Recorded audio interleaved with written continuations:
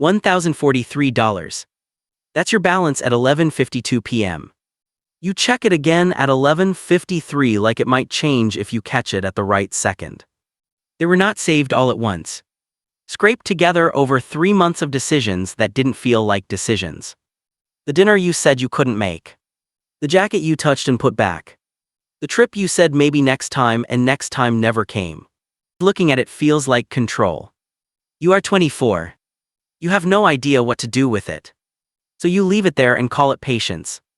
Patience is what you say when you're afraid to decide. You download the app on a Wednesday. Delete it Thursday. Re-download it Sunday night when you can't sleep and you've already checked your phone 4 times and the ceiling has nothing left to offer. There's a button. You press it like it might break something. You put $200 into an index fund you barely understand. You read the description twice. You think you get it. You're not completely sure. You do it anyway because doing something feels better than doing nothing, and you've been doing nothing for 6 weeks. The next morning it's down. Not a lot. Enough. You check it at 7 a.m. while the coffee brews. You check it at lunch. You check it 4 more times before dinner. You don't sell. 2 weeks later it's back. You add $150. Then nothing for 6 weeks because something comes up and you tell yourself you'll double it next month. You don't double it next month. You put in $100. The amounts are almost embarrassing. You know this. You keep going anyway. You're not building anything yet. You're trying to build the habit of not stopping. That's the whole project right now. You get a raise.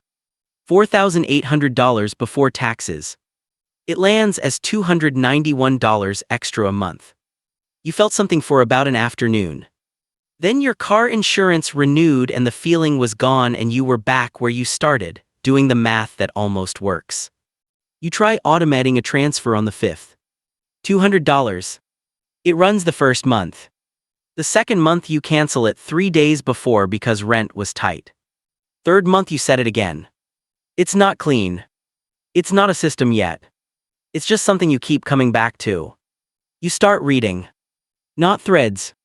Not the content where someone your age made $400,000 flipping something you don't understand. Books. Actual books. Borrowed from the library because buying them felt ironic. You do the math on compound interest properly for the first time. Not in school where it was a formula. Now at your kitchen table at 10 p.m. with your own numbers in the cells. You sit with what the spreadsheet says for a while. The number at the end doesn't feel possible. Not impossible. Just not real yet. Like something that happens to other people who started earlier or knew more or were less afraid. The first rule. The correct decision looks wrong for so long that most people stop before it resolves. Not because they're wrong. Because being right takes longer than being certain feels.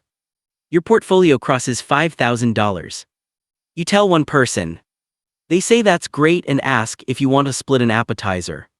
You don't bring it up again. The market drops 8% over 3 weeks. Your $5,000 becomes $4,600. The news is using words that make it sound like something structural is breaking. You open the app in the grocery store parking lot. You sit in the car for a few minutes. You don't sell. But this time the market keeps dropping. That's the part that's different. The first time you held through a drop, it bounced back fast and you felt smart. This time it just keeps going and every morning you open the app in the same parking lot and it's a little lower and there's a voice in the back of your head asking if you're the person who understands this or just the person who thinks they do. You hold. You're not sure why exactly. Partly stubbornness. Partly because selling would mean admitting you made a mistake you can't name. You max your Roth IRA that year. It takes until November. You move the money on a Tuesday night.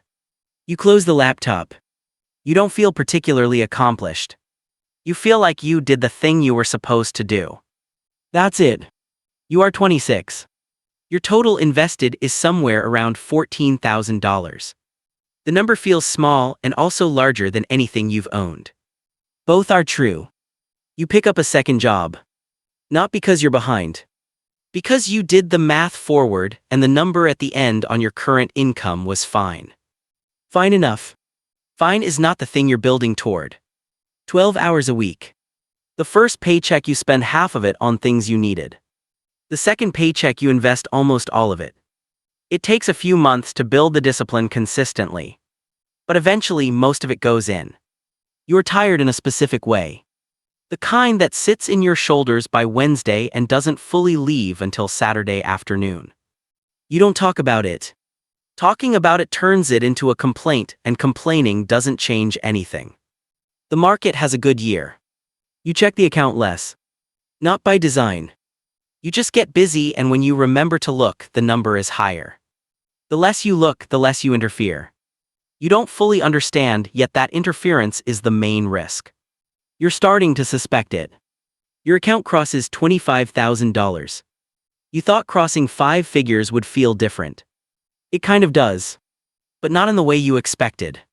The anxiety doesn't lift. It changes shape. Before this, you were afraid of not having enough. Now you're afraid of doing something stupid with what you have. Fear doesn't go away as the number grows. It just gets more specific. More yours. You start noticing things you didn't know to track. The small cost taken out before you see any return. The way your real purchasing power moves separately from the account balance. Things that aren't dramatic. Things that quietly matter. You read something that makes you sit in your car again. You just stare out the window for a minute. Then you drive home. You're 28. You're starting to think in years instead of months. Occasionally in decades. It feels strange thinking that far ahead. Like borrowing someone else's perspective. The second rule. Impatience is the most expensive thing most people ever buy. They just don't see the receipt until it's too late to return anything. You start a side income. Nothing with a name. Something you already knew how to do, sold to a few people willing to pay for it. $600 the first month. $400 the second because one client fell through. $1,100 the third. You invest most of it.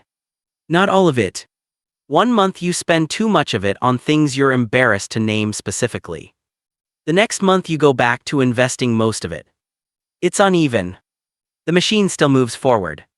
Your portfolio crosses $50,000. You are 29. You refresh the page once.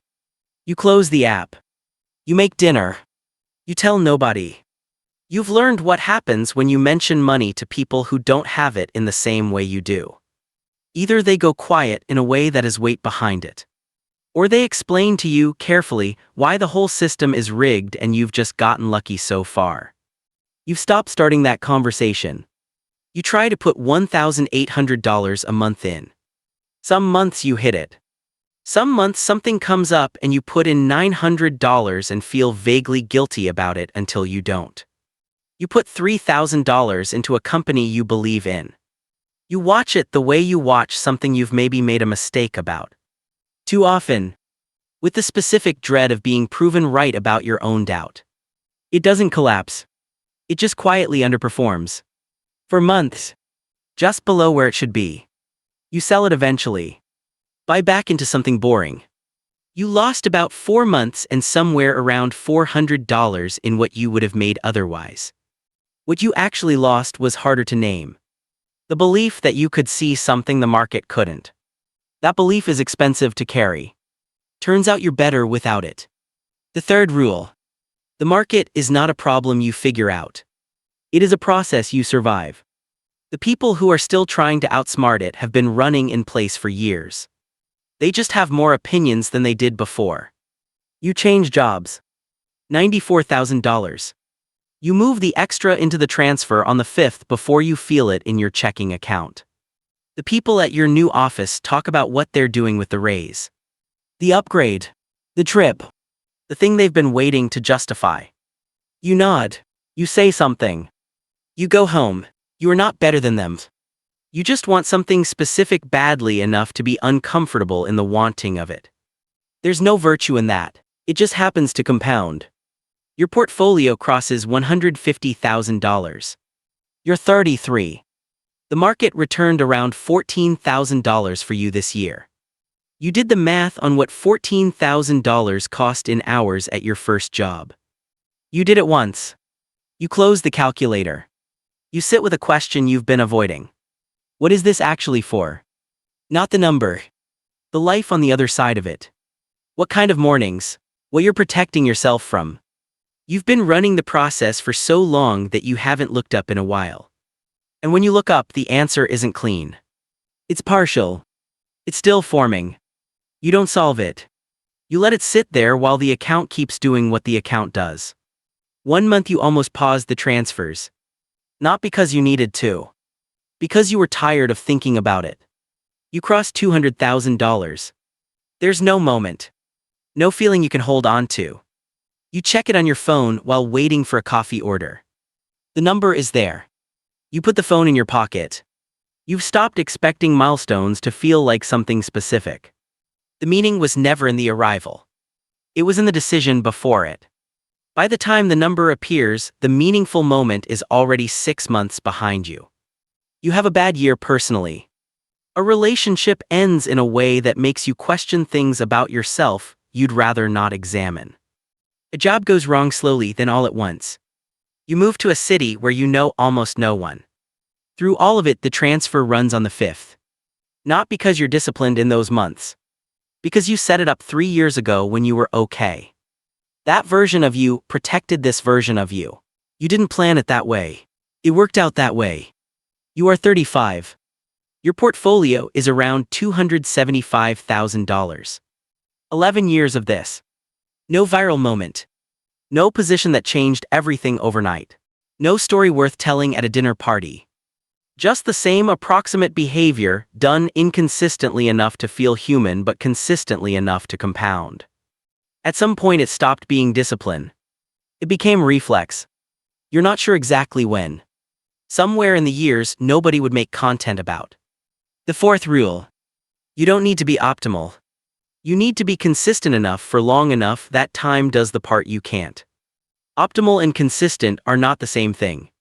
Most people spend their whole lives chasing the first one.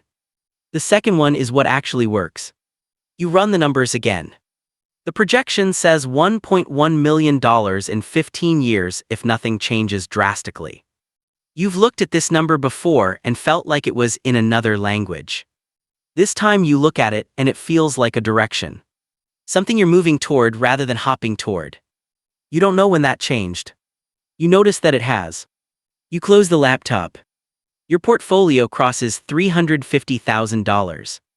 The returns this year are around $31,000. More than you made your first year of work. You try to explain to someone over dinner what that actually means. You watch the idea not land. You stop trying to explain. Some things only make sense from inside the experience of them. From the outside, it's just a number. From the inside, it's 16 years compressed into a single deposit you didn't make. You bring in someone to look at your decisions. She finds 2 things you've been doing inefficiently. Neither one dramatic. Both quietly costing you. Fixed in an afternoon. You let her go after 18 months. Not because she's wrong. Because you've closed the gap between what she knows and what you know. You keep her number. Your portfolio crosses $500,000. You go to the gym. Come home. Make dinner. Think about it for maybe 15 minutes while doing the dishes. You don't feel rich. You feel responsible. That's a heavier thing than you expected. More specific. It sits differently than you thought any of this would sit. The 5th rule. The number is not a measure of how smart you are. It's a measure of how many times you didn't stop when stopping would have been easier. You are 40. From outside, your life looks mostly the same as 10 years ago. Similar apartment. Same car, different year. You still know your grocery store's layout by heart. What's different is internal. The panic is gone. Not because the risk is gone. Because you finally understand that the risk was never the market. The risk was always the version of you that made decisions from fear. And you've spent 16 years making that version quieter. He still shows up sometimes. He just doesn't run things anymore. Your portfolio crosses $700,000. The return this year is more than your starting salary. generated without a single deliberate action from you. You hold that thought for a minute. Then you let it go. You stopped watching financial news years ago. Not after a big decision. After a slow realization that the content wasn't designed for someone with your timeline. It was designed to produce reactions. Reactions cost returns. You stopped watching. You are 42. Your portfolio crosses $850,000. The math at this level does things that feel slightly unreal. A year of returns is more than most people around you make. Without your hands on it. You think about the version of you at 24 lying in bed checking a number that didn't move. You try not to hold those two things next to each other for too long. The comparison does something uncomfortable to how you feel about the early years. But the early years were necessary. Not just for the money. For the person. You needed to become someone who could sit at $850,000 and not ruin it. Every uncomfortable year was holding something up. You just couldn't see what. You have a quiet conversation with yourself about what happens at $1 million. The honest answer is nothing changes. $1 million is a number that carries cultural weight someone else decided to put there. It's a finish line drawn on a map that doesn't actually end there. But it still means something. Not because of what it is. Because of where you started. Because you were there at the beginning. You know what the beginning smelled like. The specific anxiety of a number that didn't move. Your portfolio crosses $1 million. Thursday afternoon. The market is up 0.9%. Your phone buzzes with an account update. You're at your desk. You look at it. $1,431. You look at it once, then again slower. You sit with it. Not for long. Maybe 2 minutes. Your calendar has a meeting in 8. You go to the meeting. On the drive home, something feels different and you can't locate what it is. You keep looking for the feeling you expected to have. The one that was supposed to show up here. It isn't there. What's there is quieter. Not satisfaction. More like the feeling of something being confirmed. Something you believed before you could prove it. You didn't beat the market. You didn't time anything perfectly. You made the same decision enough times that it eventually became a number with 7 figures in it. That's the whole story. That's actually it. And somewhere in this city tonight there is a 24-year-old lying in bed. $1,000 in an account. Phone in their hand. Staring at an app they're afraid to use. They're going to press the button or they're going to close it and tell themselves next month. The ones who press it and don't sell when it drops the next morning. The ones who miss a month and come back anyway. The ones who stay in through the years that feel like nothing is happening. The ones who build something that runs even when they're falling apart. Those are the ones who end up here. Not because they were smarter. Because they kept coming back. That's not inspiration. That's just what happened. The balance is $1,000. It starts there. It always does.